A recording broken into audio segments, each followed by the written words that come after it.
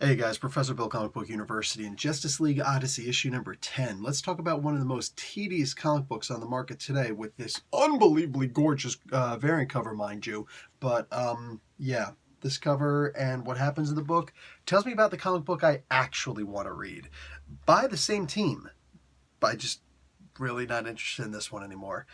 Let's get talking about this, guys. Here Be Monsters. Dan Abnett is the writer. Dan Sempier is on pencils. Juan Albaran on inks. Ivan Placencia on colors. Andwal Design on letters. Sempier, Albaran, and Placencia on the cover. And Lucio Perillo does this gorgeous freaking Jessica Cruz variant cover. Basically, here, look, the comic book starts off the right way. I want to see more of Jessica Jones in this costume, just going around and, like, she can't bring her power battery with her, but she has her lantern ring, and she's got to seriously conserve an awful lot of power. I want to see her having to rely less and less on the ring and more on her wits. That's the comic book I want to read. And unfortunately, that only happens in about 3 pages of this issue. The rest is everybody else doing their thing. I also kind of want to see more on Asriel with his new power doing his thing because, wow, like him trying to control his power. This is kind of like, Preacher in space at this point with totally radical armor. The Cyborg story is about as pointless as I can imagine, and it's real hard to recall that Starfire is actually in this comic book. All that being said, I'm actually bored at this point with this story. This has gone on way too long. This is the same story, same arc, 10 issues. I'm freaking falling apart, hoping that somehow we're going to get some kind of a resolution to this. I don't even know what the hell's going on. At this point, the comic book is choppy because do you remember where we ended in the previous issue? Yeah. We ended up with the whole, I don't trust you. Jessica Jones realizing I can't trust you people, and I've only got like so much percent left in my ring. So all of a sudden, now she's working with Asriel, the person who's most likely to be able to control her, and does in this comic book. and the two people who were the farthest gone were over here, but Cyborg apparently isn't as far gone as Starfire, and just they've got more power than they've ever had before, and all of a sudden Darkseid shows up, and you're like, you know what? I'm getting to the point where I just don't care anymore. One of the main things that's keeping me going with this comic book is the art. Because, just to me, this is one of the best drawn comics that is consistently coming out on the market today. This is the kind of art that, and I'm talking about every single person on this team. This is the kind of art that I look at this, and, let me just crack this open to a random page. Here, you know what? We'll go with this page. This is the kind of art that all those old folks, all right, who gave us these amazing comic books when we were younger, these comic books that remember and we're all freaked out like, oh my God, this is amazing. This is the kind of stuff that'll give them a run for their money.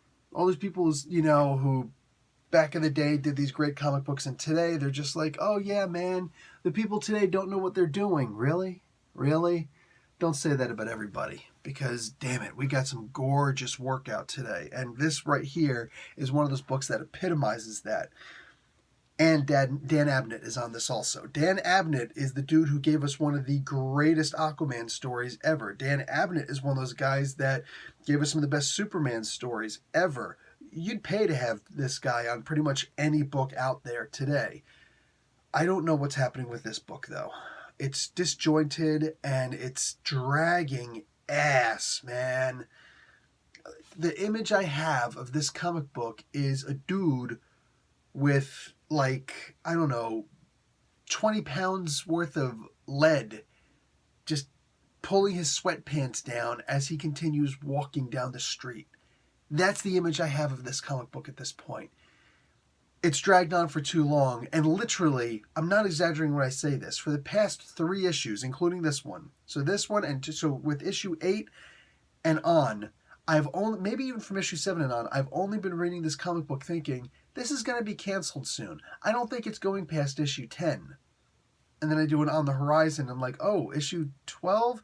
I don't think it's going on past that. I'm thinking to myself, at any point, this comic book is going to be canceled. And I've been with this comic book since the beginning.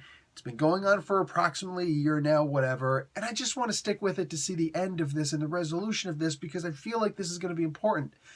But at this point, I almost feel like the comic book is continuing in spite of the idea that people are barely holding on.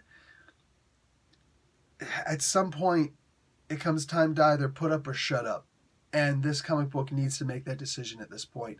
Because I can't keep reading this comic book. Like, it's not even about the money at this point. It's about, I get this comic book and it's a chore to open up the pages. It's an actual act of will. You want to talk about Jessica Cruz using her ring, with willpower? No, I'll tell you about willpower. Willpower is trying to open this comic. When I've got a whole bunch of comic books, a fat stack of comic books down here, and I got to get through them, and some of them, I'm reading it just because, well, I read the previous issue.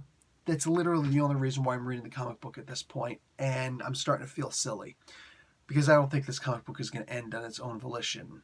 I just really just don't care anymore.